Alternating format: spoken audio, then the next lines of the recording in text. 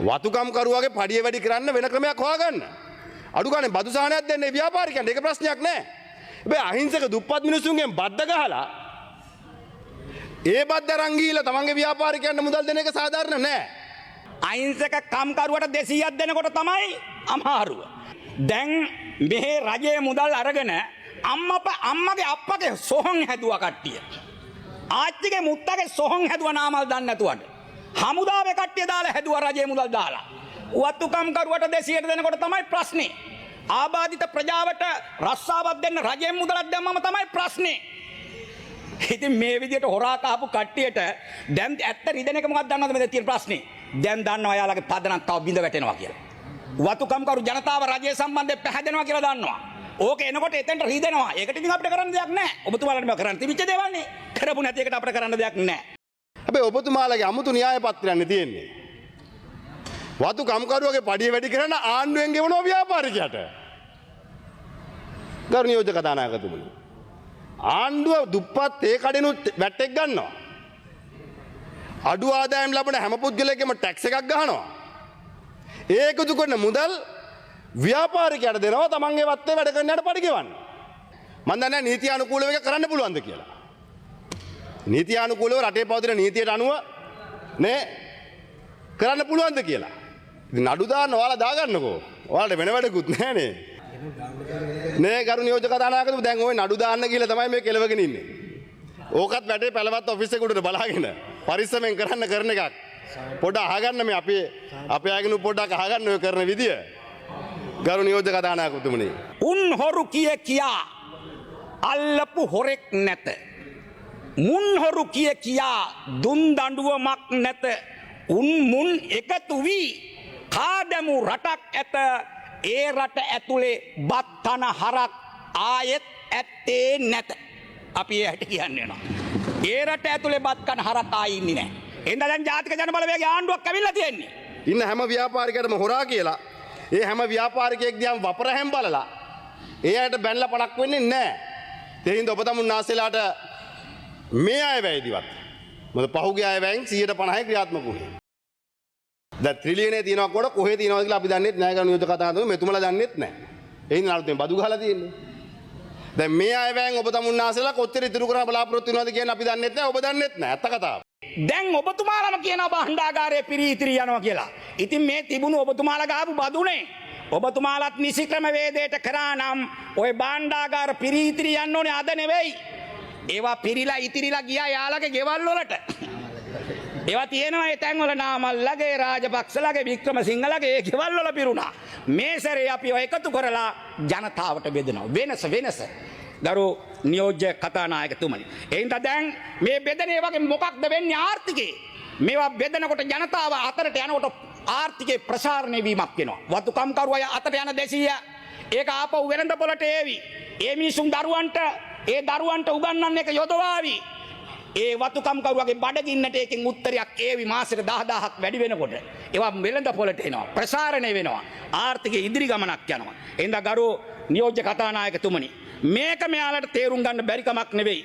මෙයාලා සමාජ ගැටලු හැදුවා. අපි සමාජ ගැටලු ටිකෙන් ටික විසදෙනවා. දැන් කියනවා පොරොන් දිෂ්ට කරේ නැහැ කියලා. මම මේ රටේ ජනතාවට මතක් කරන්න කැමතියි. තාම අපි එක පියවරයි තිබ්බේ. තව පියවර 4ක් තියන්න තියෙනවා. තාම වසරයි ගෙවුනේ. තව වසර 4ක් යන්න තියෙනවා. ඒ 4 යනකොට ওই ප්‍රතිපත්ති ප්‍රකාශනයේ තියෙනවා එකින් එක ඉෂ්ට වෙනවා. මෙයාලා කලබල වුණාට ජනතාවට කලබල වෙන්න ඕනේ නැහැ කියලා මම කියන්න කැමතියි. ඒ වගේම අපි තේරුම් ගන්න ඕනේ මම මුලින්ම කිව්වා මේ රටේ ඉතිහාසයේ පාලකයන්ගෙන් යමක් ලබන්න නම් මේ රටේ සාමාන්‍ය මිනිසුන්ට මොකද වුනේ? සාමාන්‍ය මිනිසුන්ට උනේ පාරට බහලා ඉල්ල ගන්න. වතුකම් කරුව පාරට බැස්ස මං බව කිව්වා. ඒ වගේ මේ රටේ විශ්වවිද්‍යාල ශිෂ්‍යෝ පාරට බහලා තමයි මහ පොළ ඩිංගක් වැඩි කරගත්තේ. මහ පොළ ඔයාලා අතාරිනකොට ඔය ආණ්ඩුව අපි බාර ගන්නකොට තිබුණේ රුපියල් 5000යි. ඒක 100%කින් වැඩි කරලා ඒක 10000 කරා මේ සැරේ. ශිෂ්‍යෝ පාරට බැස්සේ නැහැ. පාරවල් වැහුනේ නැහැ. කවුරුත් අපහසුතාවටපත් උනේ නැහැ. ඔවුන් හිතුවෙත් නැහැ එහෙම වැඩි කරයි කියලා. එහෙම හිතන නායකයෙක් ඉන්නවා. ප්‍රශ්න තේරෙන නායකයෙක් ඉන්නවා. හදගැස්ම දැනෙන නායකයෙක් ඉන්නවා. වතුකම් කරුවා ගැන බලනවා, ශිෂ්‍යයා ගැන බලනවා, ආබාධිත ප්‍රජාව ගැන බලනවා. ඒ විතරක් නෙවෙයි අන්තිමට සත්තු ගැනත් හිතලා බලලා තීන්දුව ගන්නවා. ඉතින් සමහරු සත්තු වගේ හැසිරෙනවා. ඉතින් අපි මොකෝ කරන්නේ? ඊළඟට අපි කැමති අයවැයක් දැන් මේ අයවැය ලේඛනයකින් අයවැය ලේඛනයක් පුරෝකථනය කරගන්න මැනගන්න ක්‍රම කීපයක් තියෙනවා. දැන් සමාජයේ මනින්න ඕනේ, ඔබතුමාලා මනින්න ඕනේ. දැන් මේ අයවැය ලේඛනේ හරියට මැන්නොත් මට හිතෙනවා මෙහෙම. මේ රජයේ ආර්ථික දිශානතිය බලා ගන්න පුළුවන් මේකේ. මේ අවුරුද්දේ ආර්ථිකය කොහාටද ගෙනියන්නේ කියලා බලා ගන්න පුළුවන්. ඒ වගේම පාලකයන්ගේ අරමුණු තේරුම් ගන්න පුළුවන්. මෙයාලගේ අරමුණු තේරුම් ගන්න පුළුවන් එයාලා දක්වන අදහස් වලින්. අපේ අරමුණු තේරුම් ගන්න පුළුවන් අපි හදපු අයවැය ලේඛනේ. එහෙනම් තේරුම් ගන්න ඕනේ ගරු නියෝජ්‍ය කතානායකතුමනි. මේ වගේ මම පැහැදිලි කරන්න කැමතියි. අපි බලාපොරොත්තු වෙන මේ රටේ පොහොසත් රටක් හදන්න නම් රජයට පමණක් මේ සියල්ල කරන්න බෑ. රජය ශක්තිමත් කරනවා. හරි බලාගමුකෝ ගේන්නකෝ කැප් ටික ගෙනාවට පස්සේ බලාගමුකෝ. දැන් වාහන ගේන එකටත් ලොකු දෝෂාරෝපණි. ඒ ගේන්නේ අර ඉතිහාස වගේ සුඛෝපභෝගී වාහන ගෙනල්ලා බෙදා හැරගෙන පාලක සුඛ විහරණයට යන්න නෙවෙයි. ඒවා ගේන්නේ වැඩිපුර ප්‍රමාණයක් මේ රටේ රාජ්‍යාංශය ශක්තිමත් කරලා අපි මේ යොදන මුදල ඵලදායී ලෙස ප්‍රතිඵලයක් ලබා ගන්න පැත්තට කාර්යක්ෂම කරගන්න අවශ්‍යතාවයට යොදන එක. ඉතින් ඒ වාහන අලුත් ඒවා දෙන්න ඕනි. නිලධාරීන්ගේ ඒවා ප්‍රශ්න निराකරණය කරන්නේ අපි ලොකු ඉලක්කයක් තියාගෙන 105ක ආර්ථික වර්ධන වේගයක් බලාපොරොත්තු. ඔබ කාටත් පේනවා මේ අයවැය දිශානතිය බලනකොට ආර්ථිකය ප්‍රසාරණය කරගන්න ආයෝජකයෝ කැඳව ගන්න අදාළ මේකේ ක්‍රම යෝජනා වෙලා තියෙනවා. ඔය කට්ටිය හදපු අඩකොට අයින් කරලා මේ වාහනේ මේ ආර්ථික ඉස්සරහට යන පාරවල් නිර්මාණය කරලා තියෙනවා. දැන් අපි නියෝජ්‍ය කතානායකතුමනි අපි තනි කවුළු සංකල්පයට ඇවිල්ලා ආයෝජකයෝ එනවනම් BOI එකට ආයෝජන මණ්ඩලයට 4 පොලේ 7 පොලේ 10 පොලේ ගිහිල්ලා ලේඛන අස්සම් කර පගාදිදී යන්න තිබුණු ක්‍රමේ අයින් කරලා තනි කවුළුවකට ඇවිල්ලා තමන්ගේ ව්‍යාපෘති ඔක්කොම කරගෙන යන පාරක් හදලා තියෙනවා. එතකොට ඒ කවුළු හරහා ආයෝජකයෝ එයි. ඊළඟට මූල්‍ය පහසුකම් ලබා දෙන්න සුළු හා මධ්‍යම පරිමාණ ව්‍යාපාරිකයන්ට මූල්‍ය පහසුකම් දෙන්න තීන්දුව කරලා තියෙනවා. ඒ මොකටද තීන්දුව කරලා තියෙන්නේ?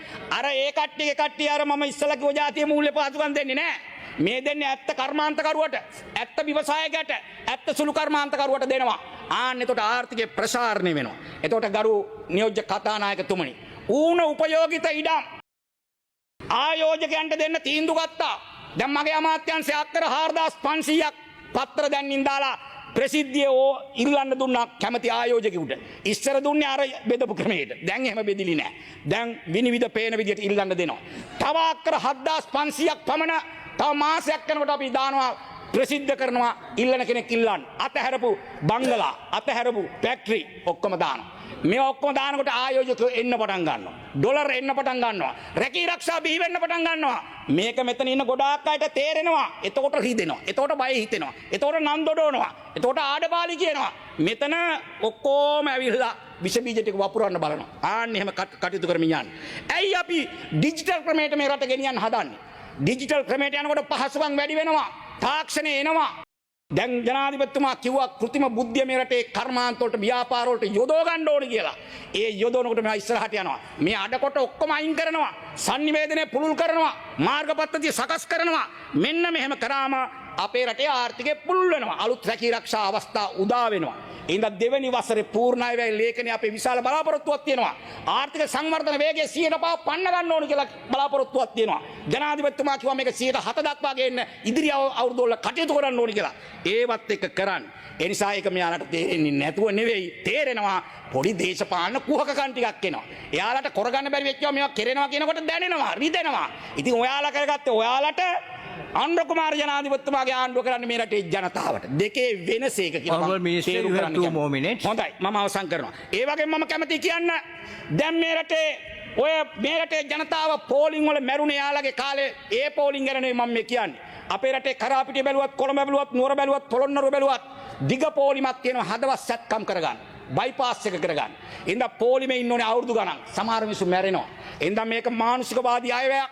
ජනතාවගේ පැත්තෙන් හිතලා සමාජ ප්‍රශ්න හිතලා මහල් 16කින් යුක්ත හෘද සැත්කම් කරන්න පුළුවන් නවීන මේ හෘද රෝහල හදන්න මිලියන 11000ක් වෙන් කළ මේ අවුරුද්දේ මූලික වියදමයකට ලබා දෙනවා. ඉතින් ලබා දෙනවා.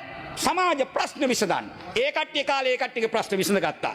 ඒ හින්දා අපි මේ විදිහට කරමින් යනවා. රැකී ආරක්ෂා 75000ක් දෙනකොට අඩු ගානේ අහිංසක බම්බු ගේට්ටුව රේල් පාට දාපු මිනිස්සුන්ට ගාන වැඩි කරගන්න බැරි වෙච්ච ආණ්ඩු දැන් වැඩි කරනකොට රිදෙන එකට කරන්න දෙයක් නැහැ. අවසාන වශයෙන් මම කියන්න ඕනේ මේ රටේ ජනතාවට මේ කාරණේ කියන්නේ. මෙයාලට කියලා තේරුමක් නැහැ එච්චර ගරු නියෝජ්‍ය කතානායකතුමනි.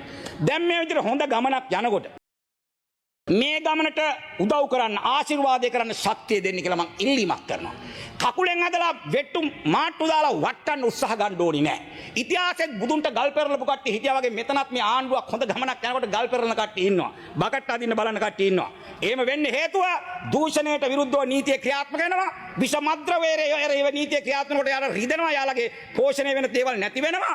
ඒ වගේම පාතාලේ මඩිනකොට යාලගේ ශක්තිය නැති වෙනවා. එයාලගේ පැවැත්ම නැති වෙනවා. ආන්නේම වෙනවා. එහෙනම් ගරු නියෝජ්‍ය කතානායකතුමනි මෙහෙම තිබුණා මේ පුංචි කවියක තිබුණා. පෙලක් තැන්වල හොඳම දේවල් ළඟ තියෙද්දිත් මිස් වුණා. පෙලක් තැන්වල හොඳම දේවල් ළඟ තියෙද්දිත් මිස් වුණා. එහෙනම් මිස් කරගන්න එපා. බුදුන් දැකලා දේවදත්තට නිවන් යන්නට බැරි වුණා. බුදුන් දැකලා දේවදත්තට නිවන් යන්න බැරි වුණා. එහෙනම් මම මේ රටේ ජනතාවට කියන්නේ ගල් පෙරලන කට්ටිය ඉන්නවා, බකට් දාන කට්ටිය ඉන්නවා, කකුල් මාට්ටු දාන කට්ටිය ඉන්නවා. හැබැයි ඔබ මේ රජයත් එක්ක ශක්තිමත්ව ඉන්න අනිවාර්යයෙන්ම පොහොසත් රටක්, ලස්සන ජීවිතයක් මේ රටේ ජනතාවට ලබා දෙනවා කියන පණිවිඩය, ලබා දෙනවා කියන එකඟතාවයේ පණිවිඩය නැවත නැවතත් අහුරු කරමින් නවතිනවා. බෙහෙවින්ම ස්තුතියි. Honorable Dr. Iliyatambi Srinath, you have 14 minutes.